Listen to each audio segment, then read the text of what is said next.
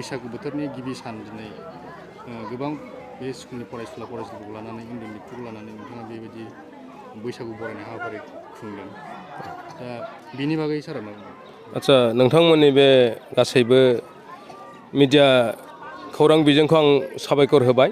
आं दा बे समाव देग्लायनि नैबे 2021 मायथाइनि दिनै 15 एप्रिल दिनै बे गोदान रंजालि बैसागु फोरबो खुंनो थाखाय आङो उन्दैफोरखौ एसे सिगांनिफ्रायनो बेबायदिनो थाम-थिम खालामबोबाय थादों। बे खालामबोनायाव बेबायदिनो उन्दैफ्रा लेखा फरा फरायनायजों जाया होननानै बेबायदिनो एसे हारिमुवारि माखासे खान्थिफोरखौबो लांफालाङाब्ला उनाव बावलांगोन होननानै आं साननाय हिसाबै दा बे जिनिसखौ जोङो मोगथाङाव हारिमुवारि मोनसे फोरबो खुङोब्ला बे खाथि खालानि जेबो हारिमुजों लोब्बा गैथारै समाव एसे माबा मोनसे सोलायनाय फैयो खोमा, बयबो हारिमुनि फारसे साग्रिद जानो हाथों होननानै आङो बेबायदिनो एसे आं गोसोआव जा दङ बेखौ एसे उन्दैफोरनो फोरोंलांनो एबा दिन्थिलांनो आंनो सासे फोरोंगिरि हिसाबै गथ'साफोरखौ फराफारि फरायनायजों लोगोसे बेबायदिनो हारिमुवारि बायदिसिना आयदाफोरखौ आङो लांफानो साननानै दिनैनि बे हाबाफारिखौ खुंफुंनाय जादों। दा बेवहाय लोगोफोरा हयथ' जोंनिया गोबां सापर्ट होयो। दा गारजेनफ्राबो सापर्ट होदों। गाननाय जोमनाय गथ'फोरनो हयथ' आं बुंहरदोंमोन जे माने गाननाय जोमनाय एसे जगार खालामना हरदो। जोंनि बे एलेखानि गारजेनफोरा जेराव माने गावबा गाव न'खर संसारनि बेस्थ'नि गेजेरजों हयथ' गथ'साफोरनो जेबो मोनसे आदब खायदाफोरखौ बाहायनो जायगा मोना बा समबो गैया बिथांमोनहा। दा बेखायनो आं सानो आं जेखौ गोसोखांदों बेखौ आं रायजो राजानाव प्रकास खालामनानै दा बे प्रकासनि गेजेरजोंनो एबा बुंथिहरनायनि गेजेरजोंनो रायजो राजा दिनै समाव बेवहाय गोबां नुजाफैबाय। आरो दा बे समनि गेजेरजों जोङो सोलोंथाइ फारसेजों थांबाय थाब्लाल' जाया बेथ' नंखागौ।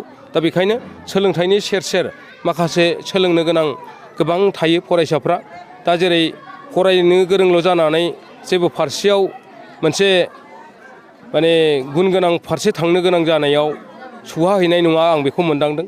दा बेखायनो जोंनियाव आरो नैबेहाय नुनाय दङ मायनावपुरि गुदि फरायसालिनि सिङाव जायफोर फरायफैदों बिथांमोनहा निस्सय गारजेनफ्राबो बुजिदों बेवहाय फरायफैहोनो हानायाव मा मोनदांदों मा मोनदाङा। हयथ' जोंनाव मोगथां मुवा हिसाबै दा बेवहाय नुनाय गोबां औवानि आइजें आइला, दंफांजों बानायजानाय आइजें आइलाफोर दङ। बेफोरखौ जोंनि हारिमुवारि दिन्थिफुंनायाव आङो लाफानाय जायो। ओमफ्राय बेजोंनो जोङो मोगथां मुवा हिसाबै गथ'फ्रा गावनो निजे दांनायनो मोननाय मा मुं बबे मा मुवा बेफोरखौ मिथिजोबनो हायो आरो मा बेसाद बेफोरखौ। दा बेखायनो आङो बेखौ दिनैनि प्रग्रामखौ बे गोबां नुनाय रायजो राजा गोनाङाव हयथ' मावफुंनो आं साहस खालामदों। बिथां रायजो राजाफ्रा जोबोद आंखौ मदद होयो। बे मदद होनाया बावनो थांजाया मथा मथि। ओरैनो बे फरायसालियावहाय साबसे फरायसाफोर दङ? दा बे फरायसालियाव दासिम 90 जन गथ'फ्रानो दङ। सिगाङाव 98 जनमोन, दा गलांबाय 6 जन। 92 जन थादोंमोन। 92 जनाव 7 जन दस्रा दानि गोदान प्रभिन्सियेलाइज जानायाव थांबाय बे सोनाब दबनजरा होननायाव। दानि प्रभिन्सियेलाइज गोदानाव बिथांमोना गावसिनि गामिनि गथ'खामोन। बिथांमोना स्कुल गभमेन्ट जायैयाव दा आंनि फरायसालियावनो हाबफैहोदोंमोन गारजेन बिथांमोना। दा दाख्लैयो एसे बिदिनो दरखास्थ' होलायनानै नियमनि गेजेरजों बिथांमोना गथ'फोरखौ बिनानै लांबाय। दा 7 जन गथ'फोर थांबाय। अब्लाबो बे 7 जन थांदोंब्लाबो 92 जननिफ्राय आरो फिर आंनाव दा 7 गथ'फोर फैफिनलायबाय। बा 90 जनानो दंफिनबावो आरो दाबो सोलाय सोल'नि गेजेरजों। फोरोंगिरिफ्रा 3 दङ। फोरोंनाय बेलायावहाय जेंनाफोर गैया? जेंनाया जोङो माने 3बो हौवा फोरोंगिरिजोब।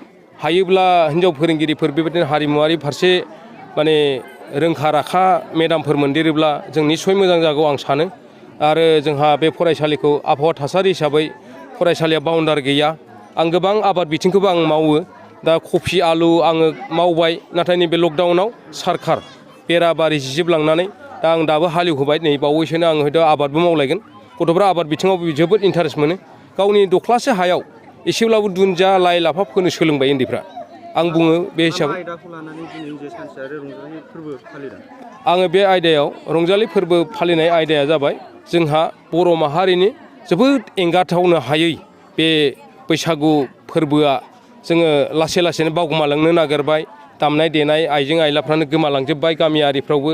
ओमफ्राय गोदान खान्थिफ्राव दानि बे जाय माने 2021नि गोदान सोलोंथाइ खान्थियाव माखासे हयथ' गोदान सोलोंथाइजों लोगोसे हारिमुवारि बिथिंखौबो जों लाफानो गोनां जासिगोन। मानो होनबा जोंनो एसे इन्सट्राक्सन हरबाय दा बिदिनो आबाद मावनाय खेलायाथ' खेला दंखायो बायदिसिना गेलेनाय जगायाबो जोंनाव दंखायो आरो बेबायदिनो जोङो माखासे बेबायदिनो कमिक डियान्स माखासे जिनिसफोरखौ जोङो फ्राय लाफालांनांगौ जायो गथ'खौ इनकारेज होनोब्ला बायदि बिथिंनि जौगाखांनो गोनां माखासे बोसोनखान्थिखौ होनो हानांगौ आं सानो आरो दिनैनि हाबाफारियाव बैफोरबायदि हाबाफारिखौ लाफादेरदों नामा? लाफादों निस्सय दा बेवहाय दङ जोङो बे मोगथां मुवा बाहायजाग्राखौ नैबे आबाद मावनाय बोथोराव माबोरै नांगोलखौ बहा बाहायो खदालखौ बहा बाहायो आरो बेबायदिनो सेन खखा खबाइफ्रा बोथोर लानानै मायाव बाहायजायो बेफोरखौ नोंथांमोनहा नुजोबगोन खफ्रि दङ हालेवब्ला हमो बेफोरबायदि आरो गासिबो मिनिं दंजोबो सेन खखा खबाइजों लोगोसे बेबायदिनो जोंनि बर' गामिनि थासारिया बेफोरजोंनो बुंसारनाय आरो फरायसालियावहाय बे फरायसालिनि गाहाय फोरोंगिरि सांग्रां महारि बिथाङा उन्दै उन्दै गथ'फोरखौ लानानै बेबायदि बैसागु रंजानायफोरखौ फालिदों दा बे बेलायावहाय नों बे स्कुलनि सासे गार्जेन हिसाबै नोंथाङा मा बुंगोन माबायदि मोनदों बेबायदि प्रग्राम खालामनो?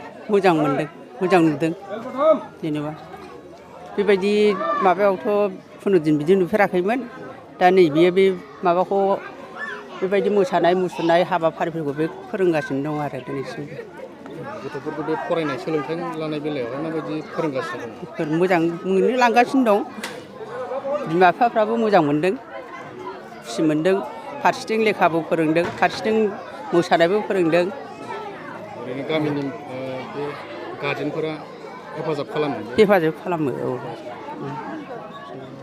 बिनि थाखाय फोरोंगिरिफ्रा मा बुंनो सानो दिनैनि दिनाव जोंनि थाखायबाथ' मोजाङानो मोजां मोनदों औ साबायखर होबाय जों बेबायदि हाबाफारिजों दिनैनि जोङो बे जोंनि सांग्रां औवारि हेडमास्टार जों बेखौनो दा बिराद साबायखर बावबाय मोजां मोनबाय आरो